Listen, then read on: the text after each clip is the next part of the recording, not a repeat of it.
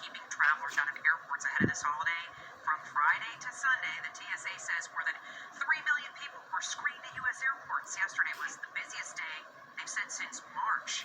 News 4's Jen Maxfield in Richfield with why air passengers and drivers say they're not paying attention to these warnings. Quieter than usual for Thanksgiving week here at Newark Airport. Flyers we spoke with say they are not willing to give up Thanksgiving with close family. We say don't travel, but it's like, are you going to stop living really? I don't know. You just have to take precautions, and that's it. Despite warnings from medical experts and elected officials that traveling to see family could result in spreading the COVID-19 virus, many travelers say they won't cancel their plans, but some aspects of the holiday have changed. Marcus's Detroit Thanksgiving went from 30 people down to 3. Just the three of us, me and my parents, pretty much. No traveling from house to house this time, just us. TSA data shows the number of air travelers is getting closer to 2019 levels. Last Tuesday it was at just 32% compared to the same day last year, but by Friday and Sunday it was approaching half, the busiest air travel weekend since early March. Just staying home, being by ourselves. It's not much fun. We've been doing it since March.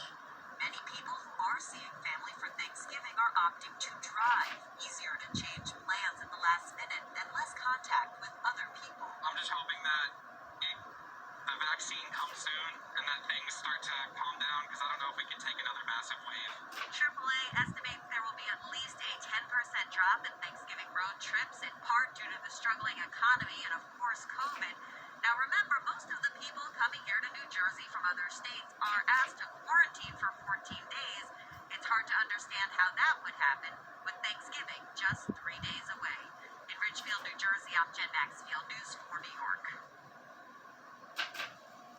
Shalom, give all praise to Yahweh, Bashem, Yashal, Bashem, Rakadash. The honors to the elders and apostles of GMS groups, ones like teach 100% true, Shalom, Barakathon to them for edification and knowledge. Again, give all praise to Yahweh, Bashem, Yashal, Bashem, Rakadash. There's an article relating to NBC News 4 New York. Leaving New York for Thanksgiving, what you need to know before coming back, relating to the checkpoints and the quarantine, 14 days and different things. I'm going to go to scripture, 2nd Esdras,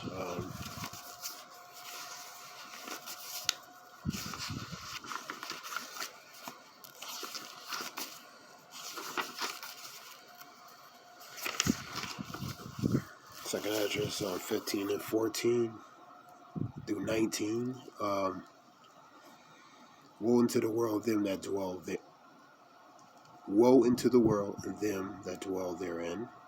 A warning for destruction. For the sword in their destruction draweth nigh. And one people shall stand up to fight against another, and swords is in their hands till unrest. For there shall be sedition among men for invading one another. They shall not regard their kings nor princes, and the course of their actions shall stand in their power. The sedition, uprising, mutiny, uprising against the authorities, the princes, the kings, relating to the people putting power back in their hands and taking and not regarding the authority, sedition, violent uprising, this country, abroad. A man shall desire to go into a city and shall not be able to. And that's where we're in right now. You have to have curfews, checkpoints, pretty much lockdown earlier this year, and still continuing. In various other countries, major cities, curfews, lockdowns. For example, New York, with this checkpoints to go to and fro. You know what I mean? You need pretty much a clearance of negative so you can travel, you know? And you have to be quarantined for 2 weeks for when you do go to state to state, you know what I mean? So that's where times we're in, when the precursors of martial law, where until eventually the full implementation of martial law come in or be implemented. A man shall have no pity upon his neighbors, but shall destroy their houses with the sword and spoil their goods because of a lack of bread and great tribulation. So, civil unrest, uprising, home invasion, looting, rioting, break-ins, breaking and entering, and famine. And these are all the precursors of great tribulation, man. That's the times we're in, you know.